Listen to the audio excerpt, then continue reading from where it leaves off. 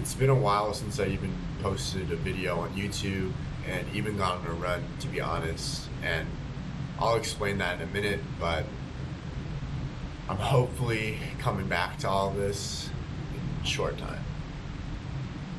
To get everyone caught up to speed on what's happened this past month, at the end of May, I graduated from college and then came back to New York City, where I'll be living full-time post-college. And about a week after my graduation, I ended up coming down with these various symptoms that kind of mimicked what COVID would be like.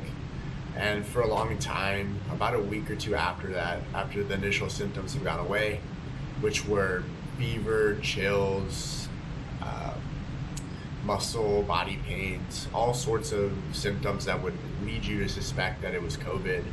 After getting about 4 negative tests, I ended up coming up negative for all of them. So I still wasn't sure why my body was responding in that way. I visited a few doctors and all of them thought that it was some viral infection, but after a couple days of rest that it should go away. Anyways, so after getting over those initial symptoms, I felt a little bit better, enough to the point where I wanted to salvage my last couple weeks before I started work and go on a trip to Europe. I always wanted to do this post-college, and I felt like I didn't really have another opportunity to do this before I started working, so I ended up going with a friend to Rome for about a week or so. And during that time, I had really severe, inexplicable muscle pain throughout my body. When it started off with my lower right back, I got to the point where I couldn't open or twist a doorknob. My spine hurt. A lot of these random muscle pains that I couldn't really describe as how I got them.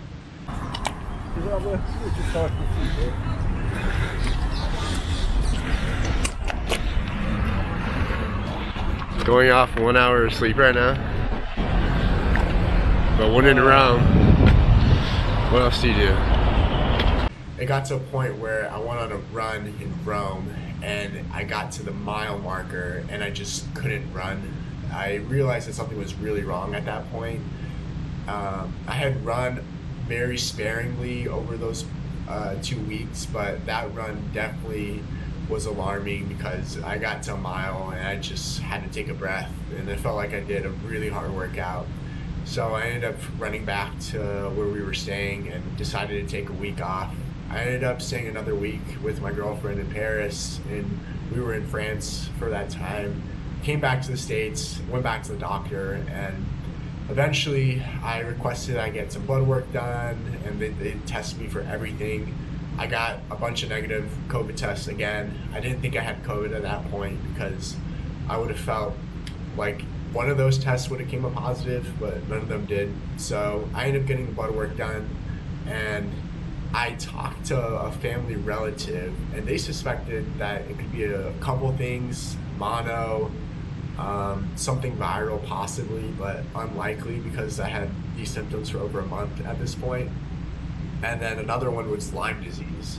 And growing up in California, you don't really hear about Lyme disease too much. And I didn't really know much of it, to be honest. I heard a little bit of it when I went to college, especially because it's more prevalent in the Northeast, but that was just something in the back of my mind. Anyways, I waited a couple of days for the blood test results to come in, and I ended up testing positive for Lyme disease. And looking at the symptoms and everything that's associated with it, it makes a lot of sense. I had it pretty much to a T, everything that was described. For that first week or so of those initial symptoms were probably the toughest.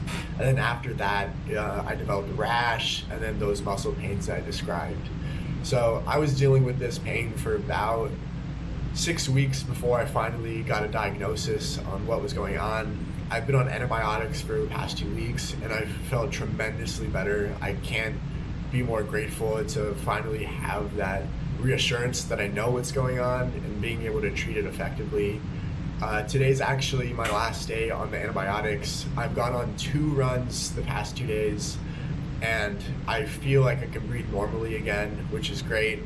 I couldn't even walk upstairs because I was so out of breath, and it was just a lot to handle, and I'm finally at a point where I feel like I'm turning the corner on this. I do still have minor back pain, but nothing to the extent of what it was like when I was in the heat of all of it. But anyways, if you stayed this long, I really appreciate you taking the time to hear me out. Lyme disease is no joke.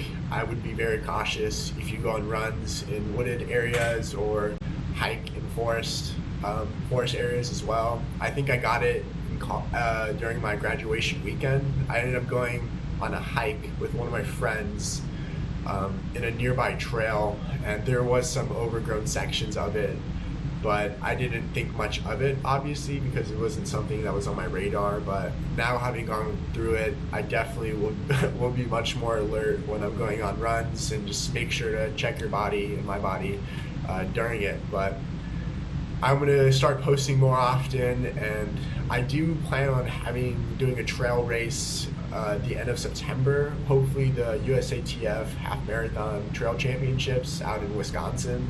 I was gonna do the 50K speed goat this upcoming weekend, or 2 weekends from now, and then the 50K US Championships in New Hampshire about 2 weeks after that. But I haven't been able to train because of everything that's been going on. But looking forward to get some solid training in and hopefully get my health back to normal. But anyways, if you like this content and you're here to stick around for me during this journey, please like and comment below, and I'll be sure to talk to all of you soon.